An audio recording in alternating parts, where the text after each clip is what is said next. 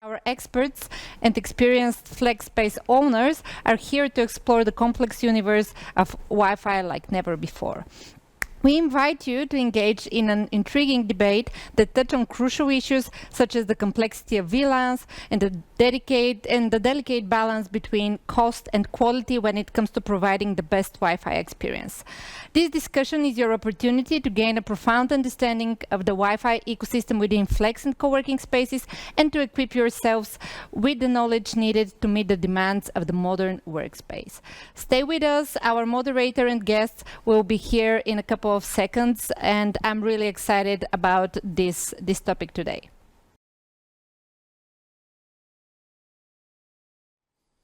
Hello everyone, thanks for staying for the Wi-Fi panel. My name is Redo. I'm part of the Office R&D product team, and I'm very honored to actually be part of the panel and talk on the Wi-Fi topic. As it's a very broad domain, it's really hard to gain a lot of knowledge in it, so I'm really honored to have a couple of people joining me who have an existing knowledge and experience on different areas of the Wi-Fi domain. So without any further ado, I'll just pass the word to our speakers so they can share a few words about themselves. Let's start with Consuelo. I'm Consuelo Ortiz. I work for Wi-Fi Alliance, which is the organization where the Wi-Fi ecosystem comes together to align on the features that are going to be broadly implemented and tested for interoperability so they go to market. Thank you. Passing the ball to Alex from TechSpace. Yeah, thanks for having me here, Redo. I'm Alex Robarts, and I'm co-founder and Products and Technology Director at TechSpace.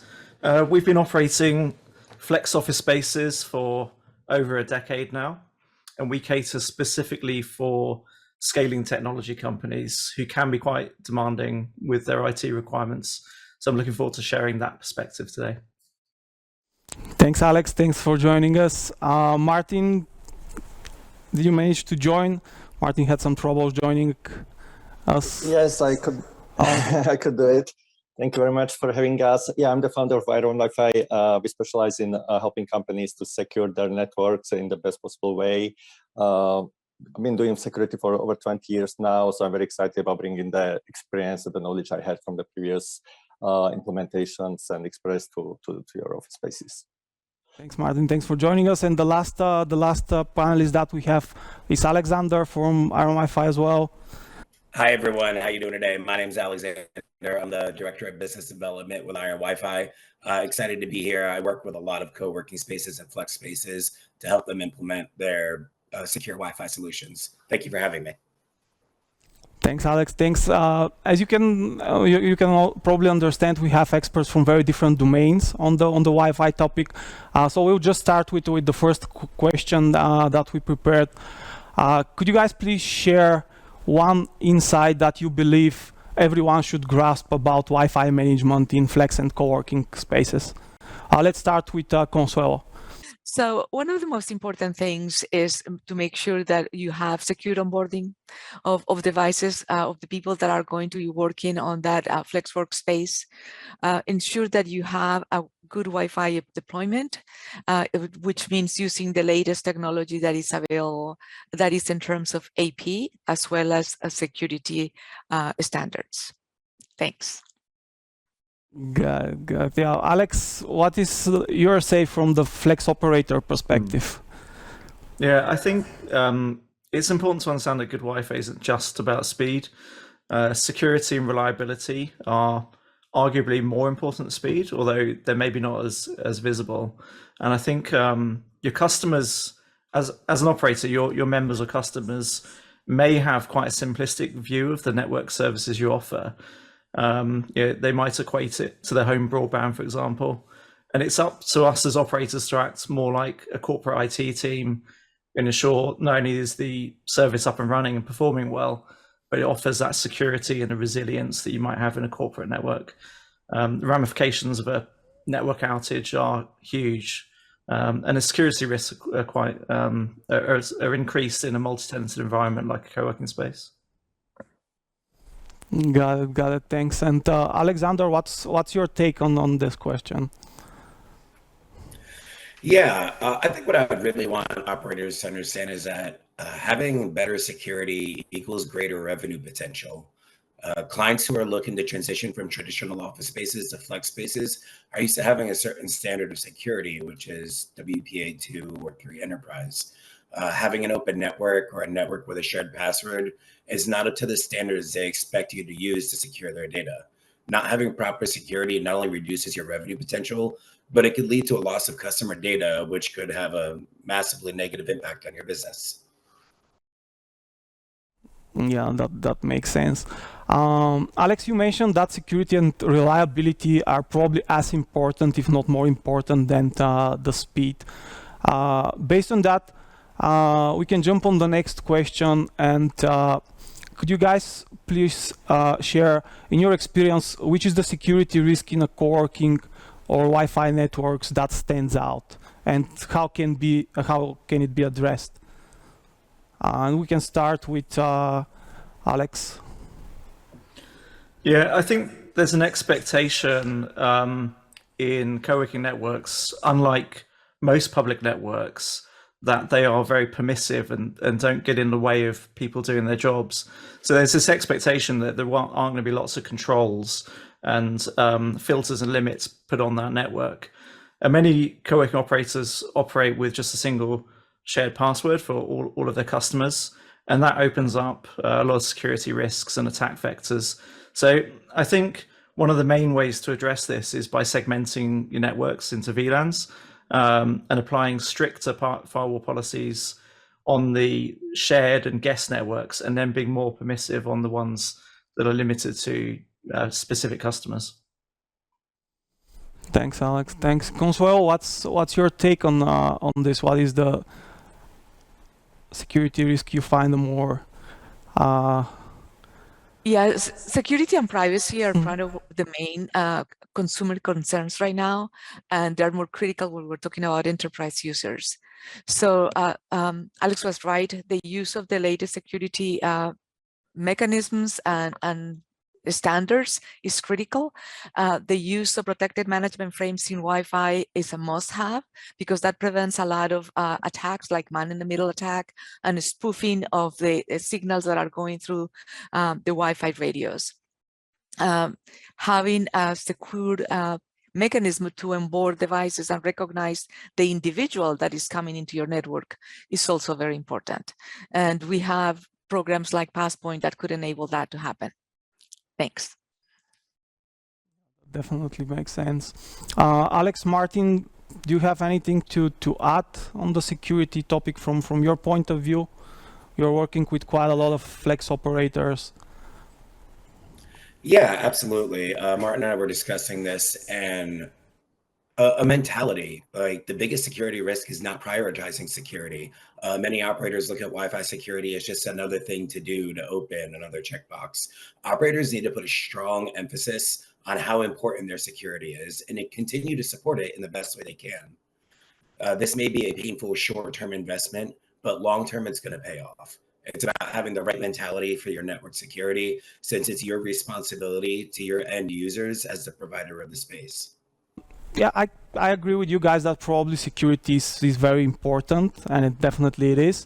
But from other perspective, the performance and the member experience is also very important. So could you please share one common mistake that can actually affect the Wi-Fi performance that you have observed throughout your experience? I think we can start with Consuelo again, probably. Okay. So I think that at the beginning, when we started with Wi-Fi, the low rates were, the transmit rate were so low that we were so concerned about speed and throughput. But right now, I think the main concern is the user experience, and make sure that you provide a good network that supports all the applications that they're bringing in. And a good network is not just the placement of the APs, but also the type of equipment that you deploy. And one of the mistakes that we see a lot is that perhaps you're using a very older version of Wi-Fi that doesn't have the right security mechanisms enabled.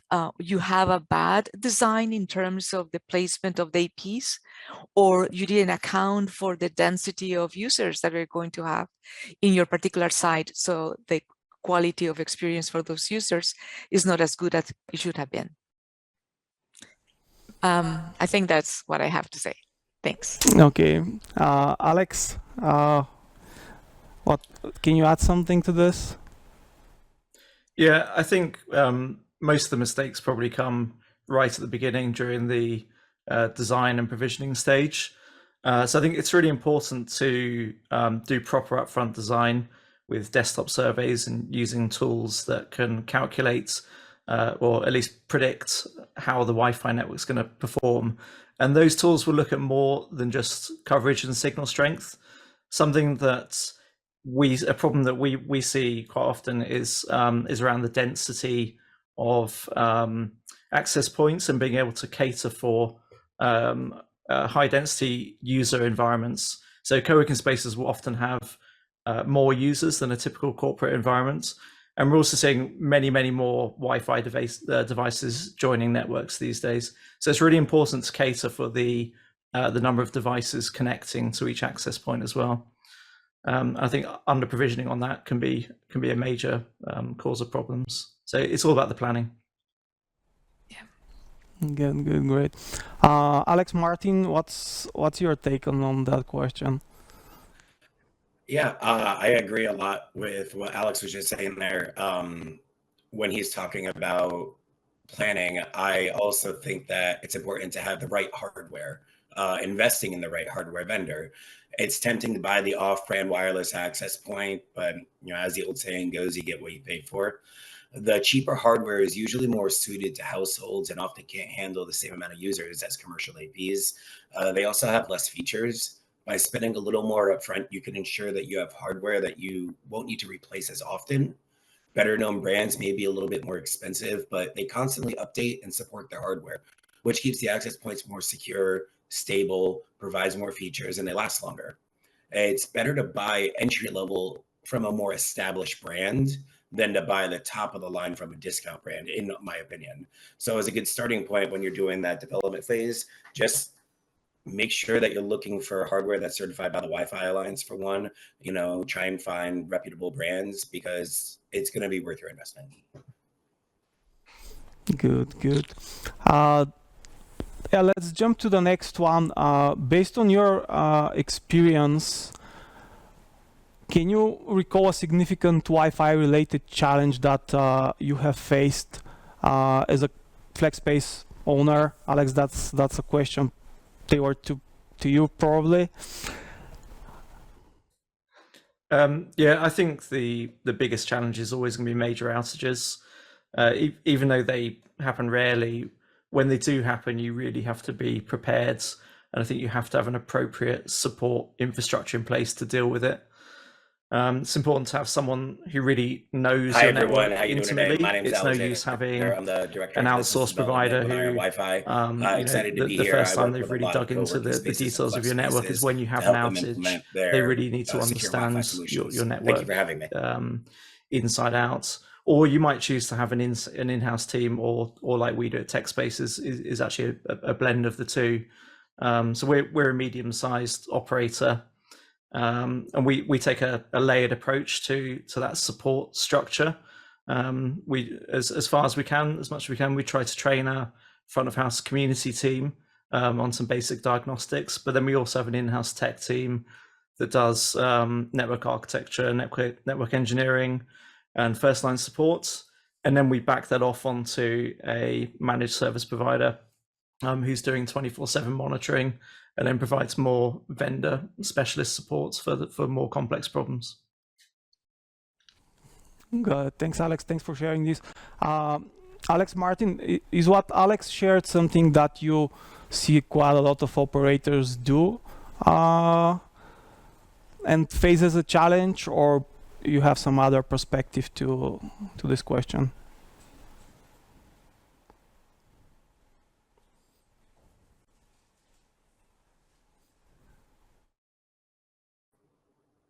Sorry about that. Was running a little slow there. I can speak to what I see every day with our clients. I agree with Alex. I also think that hiring the right person with adequate knowledge to do the job is a really big struggle. Every day we speak to flex space owners who hire a third-party MSP to help them with their tech, and it becomes clear to us that they don't have enough experience in building secure networks. We often have to help them with simple configuration issues. By hiring an experienced network consultant, you can have an advocate for your business. They'll design a strong network, ensure you have the right equipment, and can also help protect you from an ambitious salesperson from overselling you hardware. They can also help ensure that you have a backup plan in the rare event of an outage occurs. You don't want to have a network outage and not be able to provide your customers with connectivity. They can build an outage playbook with step-by-step, minute-by-minute instructions what to do if your network goes down. Kind of like an example would be having a backup network SSID that's hidden and ready to be used with a pre-shared key in the event that another part of the network stopped working. So I say all that to say is that one person, the right person, can save you so much trouble, so much time, and so much money. Just finding someone who's qualified. Got it. Consuelo, from your perspective, although you're definitely not a flex space owner, but you're working with quite a lot of companies that are trying to improve their public network. So what are the major challenges that you are aware of when it comes to a public network with high density? Yeah, we already talked about the deployment scenario, and we will already talk about security. So the other challenge that I see is the tremendous mix of both client types and applications they bring into your network. So if you think about a working environment, there are a lot of collaboration tools that need to support low latency. You're doing a voice over IP call, which presents challenges for the ever-changing radio environment that we have in Wi-Fi. So there have to be mechanisms to monitor the health of the network and maintain or make changes as it changes with the influx of new people or applications that are taking down aspects of the network. Thanks. Thanks. All of you, at some point of the conversation so far, you mentioned how important the infrastructure is, the number of access points, the way they're distributed, how modern they are, which leads me to the next question, which is how the Wi-Fi infrastructure evolved in general over time, and maybe from the Alex perspective, how that happened for tech space. I think for that one, maybe we can start with Consuelo. Okay. Well, Wi-Fi continues to evolve as a technology. I don't know if you remember when we started, it used to take 30 minutes to transmit a 1 gigahertz, a 1 gig file, sorry. And now that download on 1 gigabyte, it's 6 seconds. So definitely there's been a lot of changes. We need to identify the right technology and the latest technology. And I know that in Wi-Fi Alliance, we made it very complicated at the beginning with the alphabet soup. Now we had made it easier for the consumer and operators to recognize the Wi-Fi by using a numbering scheme, Wi-Fi 4, Wi-Fi 5, Wi-Fi 6, Wi-Fi 7 that is coming, and Wi-Fi 8 that will be in the future. So that would help recognize the latest capabilities and features, and you will start to see more and more performance-related features to ensure that the customer experience is great when using those new low-latency applications like XR, VR, and all of that. Thanks. Thanks, Consuelo. Thanks. Alex, from the tech space perspective, how you're staying up to date with the technology? Yeah, I think just following on from what Consuelo was saying, the Wi-Fi standards changing definitely drives the upgrade path that we take when we're choosing to deploy new equipment. So you have to some extent keep up with the latest standard, or at least you don't want to get too old. So you may be running the previous generation, but you certainly don't want to be falling too far behind. Those standards will change every 3 years or so, and we've ended up with a rolling upgrade plan So we're looking at that constantly, looking at where we've got equipment that we expect to become end of life soon, and we budget for that to upgrade over time.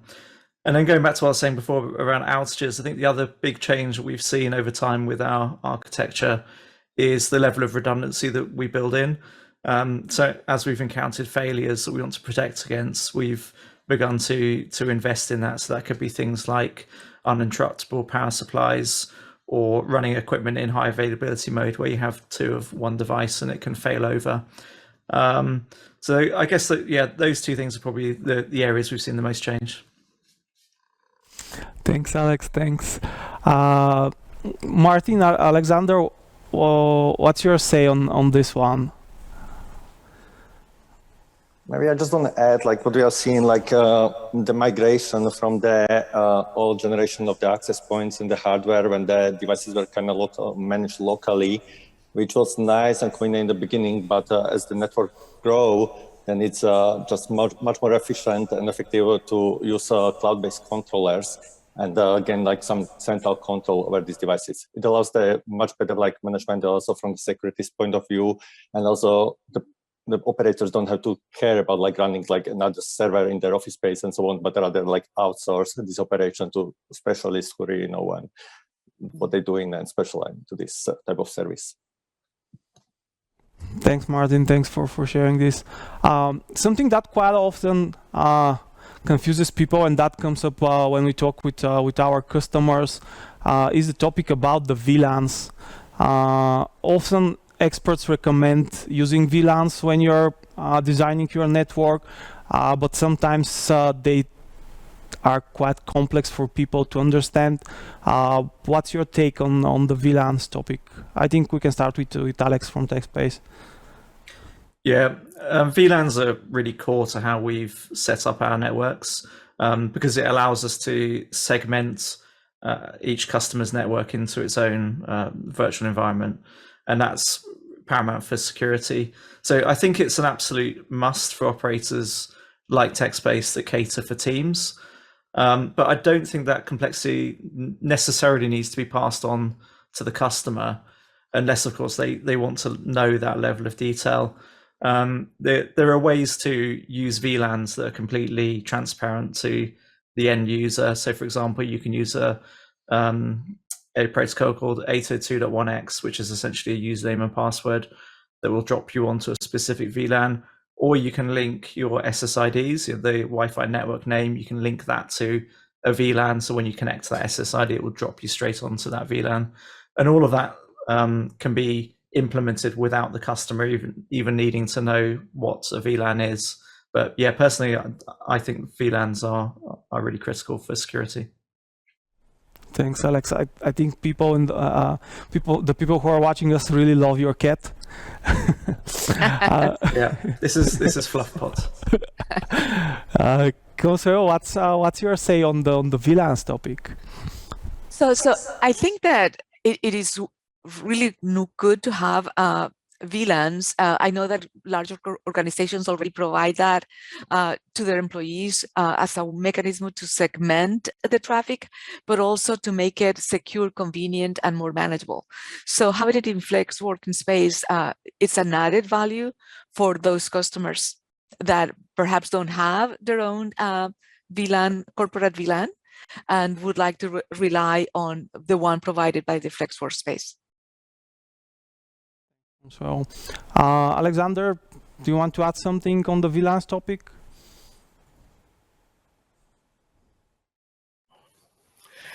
Absolutely. I agree with Alex and Consuelo. I do think it's a great value add.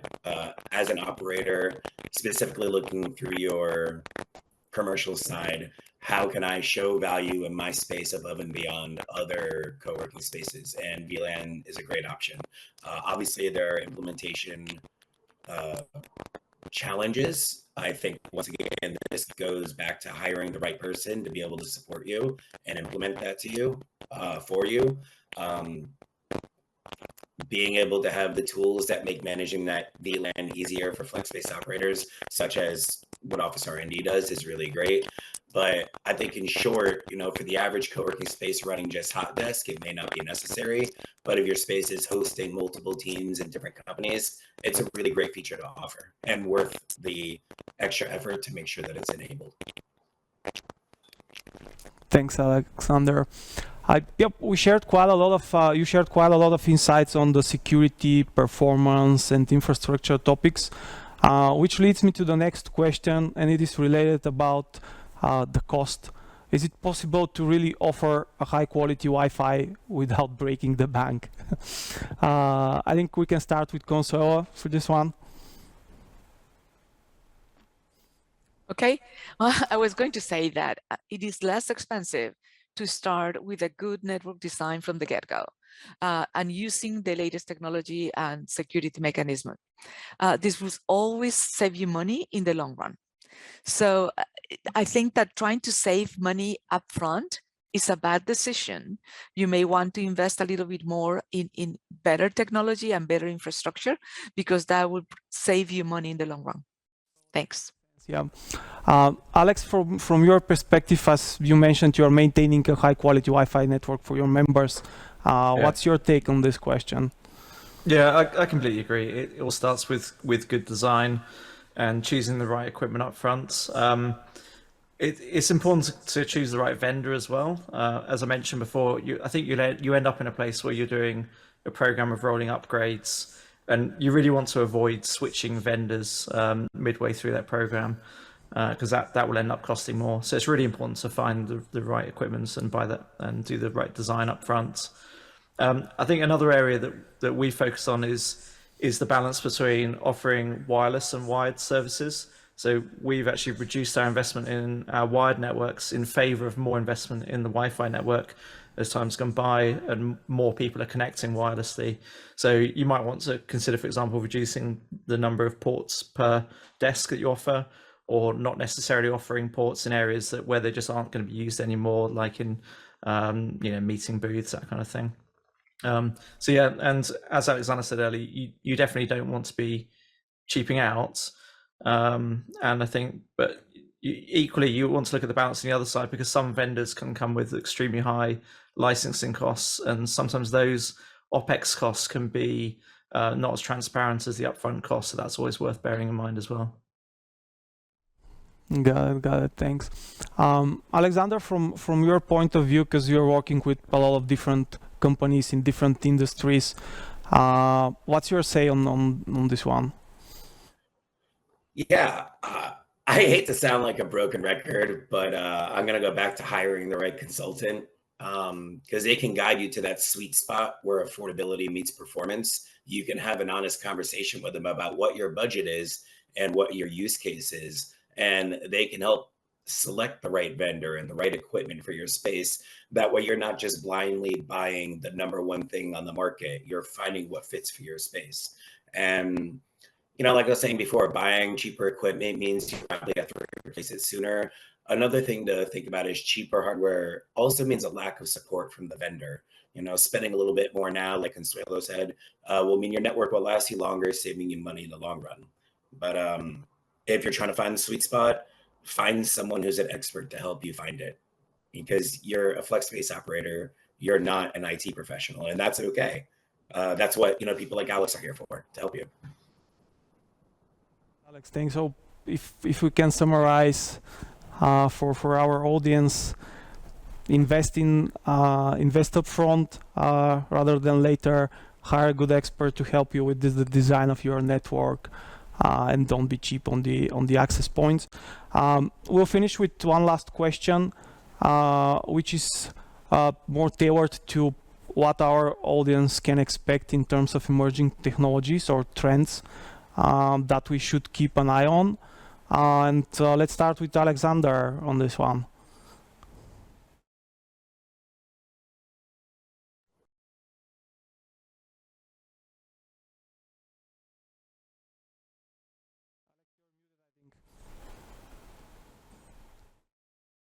Alexander, you're muted.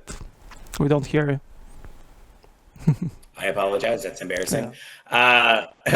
It's a really exciting time to be in Wi-Fi right now. There's new technologies such as Wi-Fi 7 and Wi-Fi Halo that are coming out. These new technologies use different frequencies to offer a range of new capabilities, such as higher speeds and increased functionality for IoT devices over like a longer range with fewer access points. Also, quality of service or QoS. It's a router feature that lets you prioritize different types of data. Example, you can set the highest priority for Wi-Fi calling, and then the second for Zoom meetings, and the third for web browsing, and so on. And finally, something that we love is Hotspot 2.0 or Passpoint. It allows seamless connectivity and a better end user experience. That said, we do have an expert on Passpoint here, so I think I'll let Consuelo speak a little bit more about it than me. Yeah, I think Consuelo, let's hear your thoughts on emerging technologies.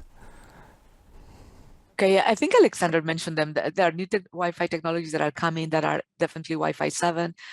There's more focus on, as I mentioned before, on user experience and performance, because we have all these new applications that require new latency. As Alexander was stating, quality of service or QoS is very important, and ensuring that the Wi-Fi signal has the lower latency is critical to support those applications like voice over IP or video or some of the other XR collaborative applications that are coming up.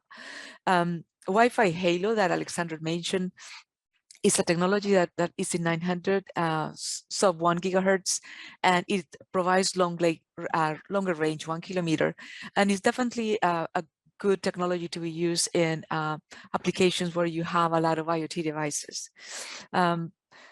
Security is a must-have, so look for WPA2 Enterprise, WPA3, which is the latest one, and as well as other mechanisms that are coming out, continue to come out in order to improve that user experience and provide the reliability in the Wi-Fi network that's needed. Thanks. Thanks, Consuelo. Thanks. That was the last question, and we're running out of time, so we'll end the panel here. I want to thank to our panelists for sharing their knowledge and experience. And for our audience, guys, if you have any questions related to the topic, please do share them in the chat. We'll do our best to follow up with answers to all of them. Thanks for having us, and looking forward to the next topic. Yeah, thank you. Thank you for the great panel. Thanks to the guest speakers as well. It seems like in order to have a secured and stable Wi-Fi network, you need to take into account quite a lot of stuff: the space density, the hardware, to design it upfront, then to think about offering VLAN as a competitive advantage. It seems like a really challenging task for each operator, but definitely it's worth it. So thanks again for sharing those insights, and stay with us for our last session that would uncover some secrets of what we are planning to develop in our product. Stay with us. In a couple of seconds, we'll be with you again.